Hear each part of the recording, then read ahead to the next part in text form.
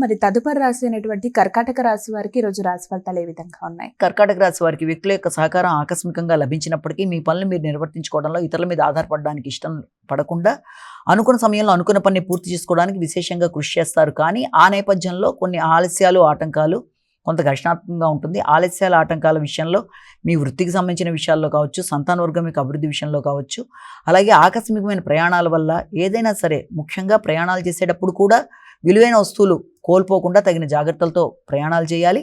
అంతేకాకుండా సౌకర్యాల విషయంలో కూడా ఇబ్బందులు అనేవి ఎదుర్కొంటారు కాబట్టి ఆ విషయంలో తగిన జాగ్రత్తలతో ముందుకు వెళ్ళాలి. సింహరాశి.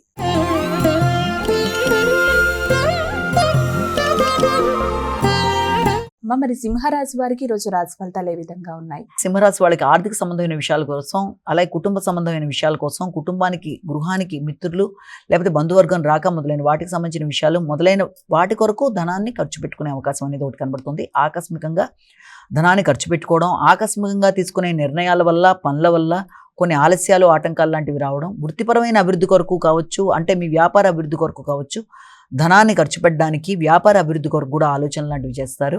కానీ ఆ నేపథ్యంలో వ్యక్తుల యొక్క సహకారం ఆశించిన స్థాయిలో లేదు అన్న భావనతో కొంత ఘర్షణలకు కూడా లోనయ్యే అవకాశం ఉంటుంది. కాబట్టి ధనాన్ని ఖర్చు పెట్టేటప్పుడు వ్యాపార అభివృద్ధి విషయంలోనూ, కొత్త నిర్ణయాలు తీసుకునే విషయంలోనూ తగిన విధంగా స్పందిస్తూ ముందుకు వెళ్ళాలి.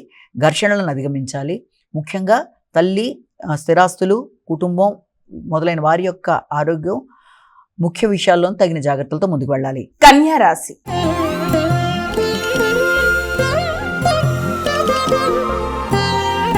మరి కన్యా రాశి వారికి ఈ రోజు రాశి ఫలితాలు ఏ విధంగా ఉన్నాయి? వీరు ఎటువంటి పరిహారాలు పాటించాలి? మీ మీద మీకు నమ్మకం పెరుగుతుంది, కొత్త ఆలోచనలు వస్తాయి, మనసు ఉల్లాసంగా, ఉత్సాహంగా ఉంటుంది. నూతన నిర్ణయాలు తీసుకుంటూ ముందుకు వెళ్ళడానికి విశేషంగా కృషి చేస్తారు.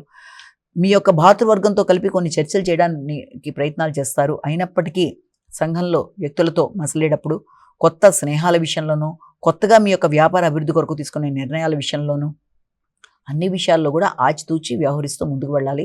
కొత్త వ్యక్తుల్ని నమ్మి కొత్త పెట్టుబడులు పెట్టడానికి చేసే ప్రయత్నాల్లో కూడా తగిన విధంగా నిర్ణయాలు తీసుకునే ముందు జాగ్రత్తలతో వ్యవహరించాలి.